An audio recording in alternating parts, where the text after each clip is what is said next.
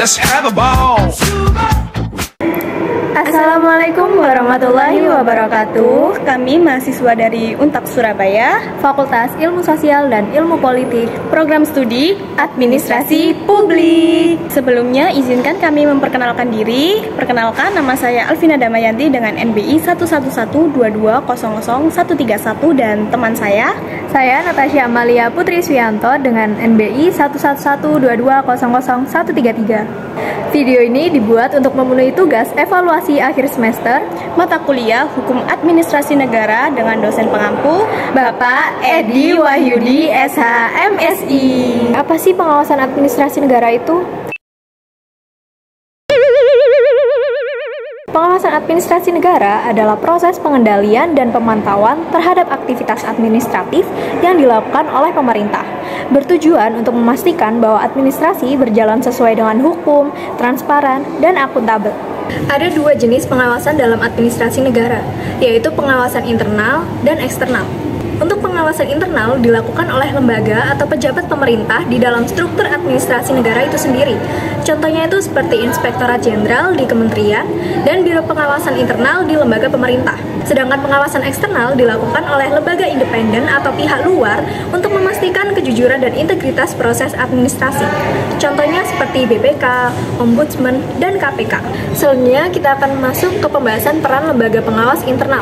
Yang pertama, Inspektorat Jenderal bertugas untuk melakukan pengawasan terhadap pelaksanaan kebijakan kementerian yang fokusnya untuk menjaga kepatuhan terhadap aturan internal, mencegah dan mendeteksi korupsi, dan penyimpangan anggaran. Yang kedua, Satuan Pengawas Internal atau SPI bertugas untuk mengawasi kegiatan internal di lembaga-lembaga pemerintahan yang fokusnya pada pengelolaan keuangan dan kinerja operasional lembaga. Sedangkan untuk peran lembaga pengawas eksternal, yang pertama ada BPK, bertugas untuk melakukan audit atas pengelolaan keuangan negara. Yang kedua ada KPK atau Komisi Pemberantasan Korupsi, bertugas mengawasi, mencegah, dan menindaklanjuti kasus-kasus korupsi dalam administrasi negara yang berfokus pada penindakan terhadap pejabat publik yang melakukan tindak pidana korupsi. Yang ketiga ada Ombudsman Republik Indonesia, bertugas untuk menerima dan menindaklanjuti laporan masyarakat terkait maladministrasi yang berfokus untuk mencegah penyalahgunaan wewenang dan ketidakadilan dalam pelayanan publik. Memasuki pembahasan yang keempat, yaitu mengenai mekanisme pengawasan administrasi negara yang mencakup langkah-langkah pengawasan. Pertama, perencanaan, menyusun rencana dan program pengawasan berdasarkan area yang dianggap rentan. Yang kedua, yaitu ada pelaksanaan, yaitu mengumpulkan data dan melakukan pemeriksaan terhadap proses administrasi. Yang ketiga, evaluasi, menganalisis hasil pengawasan untuk menemukan penyimpangan. Yang keempat, yaitu ada pelaporan, menyusun laporan hasil pengawasan dengan rekomendasi perbaikan. Dan yang terakhir ada tindak lanjut, yaitu melakukan tindakan berdasarkan hasil pengawasan termasuk penerapan sanksi jika diperlukan. Adapun tantangan dan solusi dalam pengawasan administrasi negara. Nah, kita masuk untuk mengenai yang tantangan dalam pengawasan administrasi negara. Tantangan yang pertama yaitu ada korupsi dan kolusi, terus kurangnya transparansi, dan yang terakhir ada pengawasan yang lemah. Selanjutnya untuk solusi untuk meningkatkan pengawasan, yang pertama ada peningkatan kapasitas pengawas, yang kedua ada transparansi pemerintahan, dan yang terakhir ada penguatan pada lembaga pengawas. Memasuki materi yang kedua yaitu penyelesaian sengketa administrasi negara. Sengketa administrasi negara adalah perselisihan antara warga negara atau badan hukum dengan pemerintahan terkait dengan tindakan administratif. Contohnya itu seperti sengketa bisa terkait keputusan atau tindakan pejabat publik seperti pencabutan izin usaha atau denda administratif. Nah, adapun jenis sengketa administrasi negara. Sengketa tata usaha negara atau STUN. Sengketa yang muncul dari keputusan atau tindakan pejabat administrasi negara yang bersifat konkret, individual, dan final. Contohnya seperti pembatalan izin usaha oleh pejabat daerah. Yang kedua ada sengketa non-tata usaha negara. Sengketa ini yang tidak terkait langsung dengan keputusan pejabat tata usaha negara, tetapi muncul dari aktivitas administrasi pemerintah yang lain. Contohnya itu seperti pelanggaran hak warga dalam pelayanan publik. Nah, sekarang kita masuk di tahap proses penyelesaian sengketa administrasi negara. Ada yang namanya penyelesaian melalui jalur administrasi.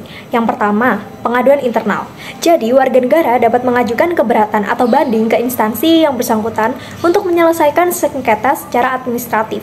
Yang kedua ada tingkat banding, yaitu pengadilan administrasi bisa menjadi langkah selanjutnya jika upaya penyelesaian di tingkat internal tidak memuaskan. Yang ketiga, penyelesaian melalui Pengadilan Tata Usaha Negara atau PT-UN. Jadi PT-UN berwenang memeriksa, memutus, dan menyelesaikan sengketa terkait keputusan atau tindakan pejabat negara. Dan yang terakhir, melalui proses pengajuan gugatan oleh pihak yang merasa dirugikan ke pemeriksaan oleh pengadilan lalu putusan hakim. Nah, kalian tahu nggak sih siapa lembaga yang berwenang menyelesaikan sengketa administrasi negara?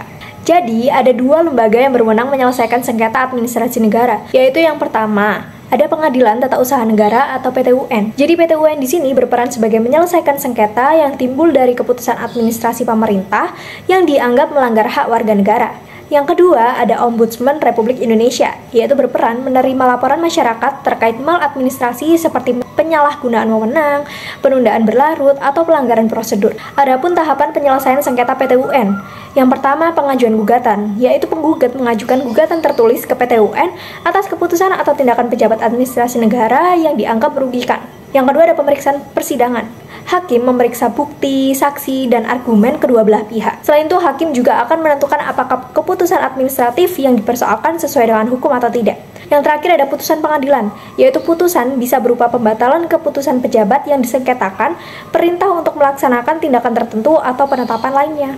Oke, adapun alternatif yang diberikan untuk menyelesaikan sengketa dalam administrasi negara, yaitu yang pertama ada mediasi, yang kedua ada arbitrase, yang ketiga ada negosiasi. Nah, dalam menyelesaikan sengketa administrasi negara pasti juga ada tantangannya dong. Yang pertama, yaitu birokrasi yang berbelit. Yang kedua, kurangnya kesadaran hukum. Yang ketiga, ada kurangnya sumber daya di PT-UN. Nah, ada juga nih upaya meningkatkan efektivitas penyelesaian sengketa. Yang pertama, peningkatan aksesibilitas PT-UN. Yang kedua, transparansi keputusan administrasi. Dan yang terakhir ada sosialisasi hukum kepada masyarakat. Materi selanjutnya yaitu tanggung jawab pemerintah dan pegawai negeri sipil dalam hukum. Tanggung jawab pemerintah yaitu kewajiban pemerintah untuk melaksanakan tugas administratif yang diatur oleh hukum, dan sedangkan tanggung jawab pegawai negeri sipil atau PNS adalah kewajiban PNS untuk menjalankan tugas sesuai hukum, etika, dan norma yang berlaku. Adapun dasar hukum tanggung jawab pemerintah dan PNS yang diatur dalam Peraturan Pemerintah Nomor 53 Tahun 2010 tentang disiplin PNS dan Undang-Undang Nomor 30 Tahun 2014 tentang administrasi pemerintah. Ada jenis tanggung jawab pemerintah. Yang pertama ada tanggung jawab hukum, yang kedua ada tanggung jawab moral dan etis, yang ketiga tanggung jawab finansial. Jenis tanggung jawab PNS, yang pertama ada tanggung jawab administratif, yang kedua ada tanggung jawab disiplin, dan yang ketiga tanggung jawab pidana. Prinsip-prinsip tanggung jawab pemerintah dan PNS ada 3. Yang pertama prinsip legalitas, tindakan pemerintah harus berdasarkan hukum, dan yang kedua prinsip akuntabilitas, setiap tindakan harus dapat dipertanggungjawabkan, dan yang ketiga prinsip transparansi, tindakan harus terbuka dan dapat diaudit. Ada juga mekanisme pengawasan tanggung jawab pemerintah. Yang pertama yaitu pengawasan internal, dilakukan oleh unit pengawasan internal seperti Inspektoral Jenderal, dan yang kedua ada pengawasan eksternal, dilakukan oleh lembaga independen seperti BPK dan KPK. Mekanisme pengawasan tanggung jawab PNS, pengawasan internal dilakukan oleh Inspektoral Pengawasan Internal, dan pengawasan eksternal dilakukan oleh Ombudsman dan lembaga hukum lainnya. Sanksi atas pelanggaran tanggung jawab, yang pertama ada sanksi administratif berupa teguran, penurunan pangkat, hingga pemberhentian. Sanksi pidana, hukum pidana bagi pelanggaran seperti korupsi.